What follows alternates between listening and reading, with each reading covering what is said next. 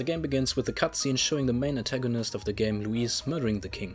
Further, we learn that the king's only son has been cursed by Louise, and the only way to lift said curse is to kill its caster. The protagonist, accompanied by his fairy companion Gallica, is ordered by the resistance to travel to the capital and find a way to assassinate Louise. In order to achieve their goal, they join the military to meet up with their contact Rios and recruit the nobles on stroll along the way. The group comes up with a plan to try to take out Louise at the funeral of the former king. At the day of the burial, Louise makes a claim for the throne by presenting a human corpse and stating he would be the only one capable of protecting the people. But before chaos could break out, the palace begins to levitate, revealing the former king's face in the stone below the castle. The reason for that turns out to be that the king, with his only son believed to be dead, wants the people to decide his successor. To determine who the people really want to become their king, the former ruler's spirit, with the help of the so-called king's magic, calls out the royal tournament, which allows anyone to enter and convince the masses that he is the best option to be the next one wearing the crown. Following that reveal, Grios attempts to assassinate Louise, which then demonstrates that all candidates in the king's race are protected by the king's magic. Immediately after Grios drew his last breath, a follower of Louise revives the formerly deceased human, that can only be defeated thanks to the combined efforts of Hulkenberg, Stroll and the protagonist. After the city calmed down again, we learn that the church will organize a formal version of the royal tournament, where every participant has to fulfill certain tasks before a deadline to prove he is worthy of the people's trust and the crown. The group comes up with the plan to enter the tournament to get closer to Louise. For the first task, the contestants have to present the head of a monster until a certain deadline. But with most of the bounties already taken, the group has to come up with an alternative. They finally decide to take down a dishonored knight accused of kidnapping and selling children. They track him down and confront him, but as it turns out he was framed by the priestess of a local village. But it gets even worse. Not only does the priestess called Joanna frame the former knight, she also is responsible for the kidnappings herself. And her reason for abducting the offspring of her own people turns out to be to feed them to a human she believes to be her child. The team around the elder boy fights and ultimately defeats the human, which brings Joanna back to her senses, and she accepts to become the quote-unquote head to be presented for the first challenge of the tournament. When the truth about the priestess's doings is presented to the crowd, the church's candidate for the crown is forced to execute her on the spot in order to minimize the damage to the church's reputation. This causes the public, and most importantly Louise, to take notice of the protagonist and his followers, resulting in Louise recruiting them. The protagonist and Gallica then sneak through Louise's Skyrunner trying to find the curse's formula. But they end up being noticed by the songstress Juna, who luckily turns out to be part of the resistance herself. With the two new members joining the group, the next challenge is about to be revealed, which this time asks all candidates to find so-called divine relics. Louise orders the party to look for the Lance Dracodius, a divine relic protected by a mostly isolated island civilization. Further, he commands the brothers Fidelio and Basilio to join them on the search. On the island, they learn that the islanders plan to sacrifice the town's leader's sister Euphra to a dragon god in a temple nearby. The group decides to rescue the girl with the hope to maybe get closer to getting their hands on the desired artifact that way as well. Inside the temple, they not only come across a huge amount of different monsters and humans, we also get a glance at the remains of buildings of a fallen civilization that looks very close to our modern world. After finally getting hold of Euphra, the party convinces her not to sacrifice herself to the human she believes to be her people's dragon god. After winning the fight, the dragon lance absorbs the dragon part of the monster, and the group can finally return with their desired artifact. Before giving the lance to Louise, the group learns that it possesses the power to surpass the king's magic and decides to hand Louise a fake and use the original to assassinate him. In an epic fight, they put their plan into action and leave the defeated Louise behind. With the victory in their minds, the party attends the ceremony of the second challenge and presents the lance to the crowd. But Louise, who has been saved by his right hand Zorba, turns up again, stealing the lance and killing Forden with it. He further claims that he was framed by Forden and had nothing to do with the prince's curse. He then begins to attack innocent bystanders, which convinces the brothers Fidelio and Basilio to switch sides and protect the family from Louise's attack. But the attack was too strong for them and Fidelio ends up dying from the hit. Basilio, overwhelmed with grief, then decides to join the elder boy and his crew to avenge his brother's death. The church, on the other hand, elects Juna's adoptive sister Rella as their new candidate for the tournament.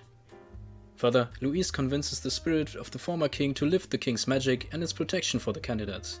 And if that wasn't enough chaos already, Rella reveals that she cursed the prince all that years ago. Knowing that, the group decides to confront the church's new candidate. When they find her in front of a magic academy that was closed by the church, she summons a dragon to fight your party in her stead. After a tough fight, Rella uses magic to talk to the country's citizens, and we finally get to know the truth behind the prince's curse. She reveals that Foden pressured her as a child to cast the curse. Her speech ends with her ending her own life with the help of ice magic, freezing her in a huge ice crystal on the spot, leaving the party and especially Juna in disbelief. Now, with the biggest contender for the crown without a candidate, Louise challenges the protagonist to a duel for the crown. At the day of the duel, when being overwhelmed, Louise again plays dirty and uses a spell to transform the protagonist into a human. Even though he manages to transform back to his usual form, the damage to his reputation is already done, due to Louise claiming the humans that terrorize the people all around the country are actually the Elder. The group is forced to flee and heads towards the sanctum where the prince was hidden. But upon arrival, they are met with the fact that the curse's damages were too severe and the prince died even though the curse was lifted. While everyone around him seemed perplexed, the protagonist begins to hear a voice, which turns out to be the spirit of the prince's deceased mother. She tells him that she manipulated his and Gallica's memories to guide him on his way to lift the curse, and that he himself is actually born from the prince's hopes and desires, that he can still save the prince by merging with him. If you decide to not believe her and not merge with the prince, you will be met with an ending that shows Louise take the throne without any opposition and destroy the land. However, if you decide to believe her, the protagonist will return to the prince as his soul, and from now on you take the role of the prince himself.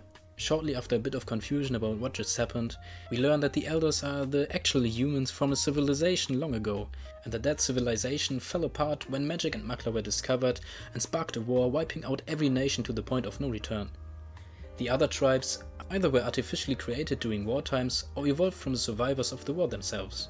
And the humans we see in the world right now are actually Elders that mutated because they were exposed to too much magic energy. Further, we learn that Louise is an Elder himself, which is also shown by him throwing his fake horns away after entering the palace on top of the flying stone head in the sky. Also, we get to know that he wants to use the king's magic to turn everyone except for himself into humans. After they return to the capital, the party notices everyone in the city is much more aggressive and anxious than usual, and the sky has turned red. They come to the conclusion that all of this has to be Louise's doing and decide to confront him in the palace. Inside the palace, that is now swarming with monsters, they come across crystals that turn out to be the source of the citizens' change of emotions. After destroying those and returning the effect on the people, we once again get the chance to face Louise, who then explains to us that the source of the king's magic lies in the emotions of the people, and that the world is a complete mess that can only be saved by resetting everything again by destroying the continent and turning everyone into humans, which in his mind means that only the strong gain the right to survive, resulting in true equality. He then offers us to join him and rule over the world together, which you can accept, which results in another ending, or decline, which results in Louise retreating into a red ball in the sky, the Tyrant Star, where he waits for the party to confront him once more. When the party defeats Louise once again on the star overrun with humans, he tries to escape by sending hordes of humans towards the party to buy himself time. But all of the people that accompanied the prince offer to fight the monsters in the last stand to give us a chance at chasing after Louise and saving the world. After confronting Louise once more, he again uses a spell to transform the protagonist into a human. But before he could actually transform, the Eldon boy rips out his own heart, but instead of dying, he gets transported into Academia, the realm of Mo. In there, he tries to convince us that our world is just a fantasy, and the actual real world is our world. He even goes as far as transporting us to the middle of a street in modern-day Japan, asking us to leave the life as we know it behind and stay here. By agreeing with him, we would get another early ending for the game. If we decline his offer, he will try to force us in a battle. After defeating Moore, he will come to his senses and even encourage us to defeat Louise. Back in his world, the protagonist wakes up to the worried faces of his loved ones, that, recognizing he is alright, quickly turn into a relieved expression. Reunited with the prince, the group decides to face Louise once again. This time Louise doesn't try to play tricks on the party. Instead, this time he uses the spell on himself, which turns Louise into an angelic looking human with 3 masked faces. After one of the most difficult but also most epic fights I can remember in recent history, Louise is defeated. Or at least we think. Louise makes another move to kill the protagonist, but the prince defeats him and destroys the king's scepter. After this final battle, the prince is announced to be the new king, and we get another scene with Moore, who reveals that he is to the king what we were for the prince. We then get a time skip where we learn that our party members are all in a new role under the new king, like Haltenberg leading the Royal Knights for example, and that despite being glad everything turned out well in the end, they all missed the feeling of the journey they had. The game finally ends with the group taking off with the Skyrunner once more to travel the continent,